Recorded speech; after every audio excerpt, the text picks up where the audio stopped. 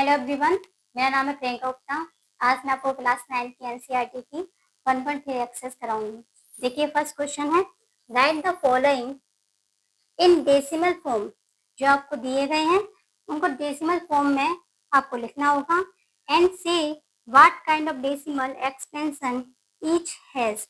और इसका जो डेसिमल एक्सपेंशन है वो किस तरह का है, ये पूछ रहा है। तो देखिए, 36/100, ठीक।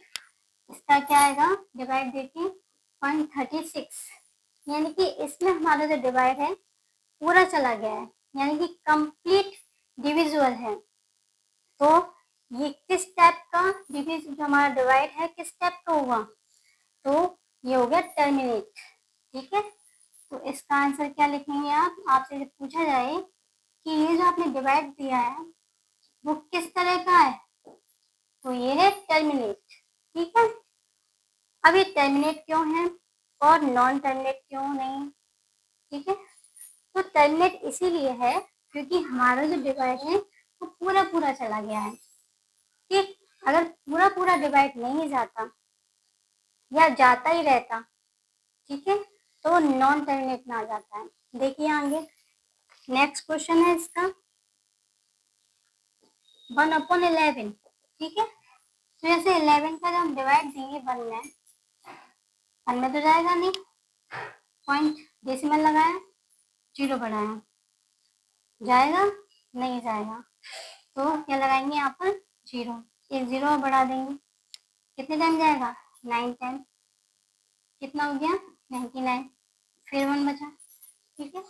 फिर भाग नहीं जाए, अब जब 1 बचा तो डेसिमल जो हम सवाल करते हैं उसमें जीरो अपने आप बढ़ा लेते हैं, तो क्या इसमें भाग जाएगा, नहीं जाएगा, भाग नहीं जाएगा तो फिर से यहाँ पर जीरो आ जाएगी, ठीक है। फिर से एक और जीरो, कहने का मतलब सिर्फ इतना है, जब आपने जीरो एक बार उतार ली है उसके बाद अगर आपका डिवाइड नहीं जा रहा उस केस में यहाँ पर आपको जीरो लिखनी होती है, ठीक है।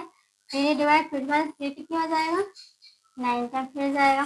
तो आप ये बात देख रहे होंगे कि डिवाइड कहीं भी एंड नहीं होगा, फिर आगे वही प्रोसेस जारी रहेगी।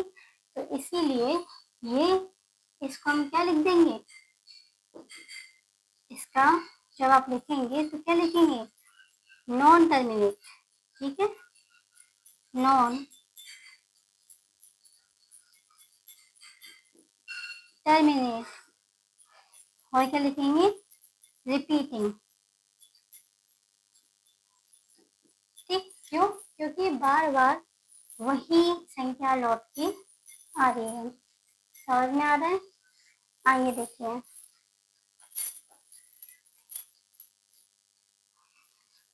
ये बात समझ में आ गई कि टर्मिनेट क्यों है और नॉन टर्मिनेट क्यों है।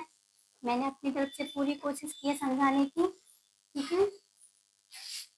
आगे देखिए इसका जो थर्ड क्वेश्चन है वो ये है, 4 सही 1/8, इसको आप फ्रैक्शन में बदलेंगे, कितना हो जाएगा 33/8।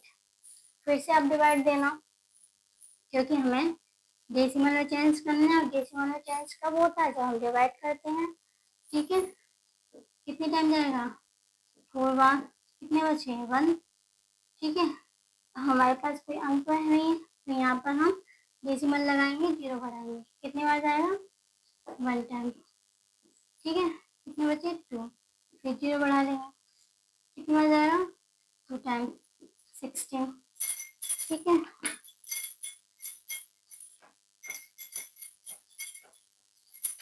हाँ ये देखिए कितने बचा 4, फिर जीरो बढ़ा लेंगे, कितनी बार गया 5 टाइम, कितना आ गया 4.125।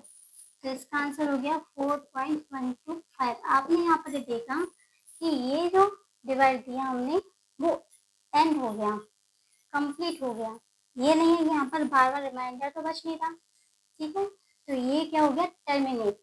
जब जो नॉन टर्मिनेट किस कंडीशन में होते हैं, जब हमारा डिवाइड बार बार रिमाइंडर आ रहा हो, कंप्लीट ही नहीं आ रहा हो, तो उसे हम नॉन टर्मिनेट कहते हैं, ठीक है।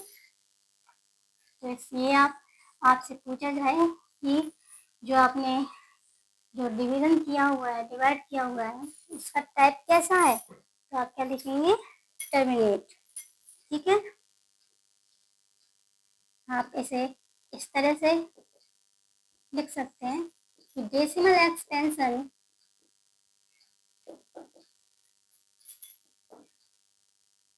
टर्मिनेट। ठीक हो गया।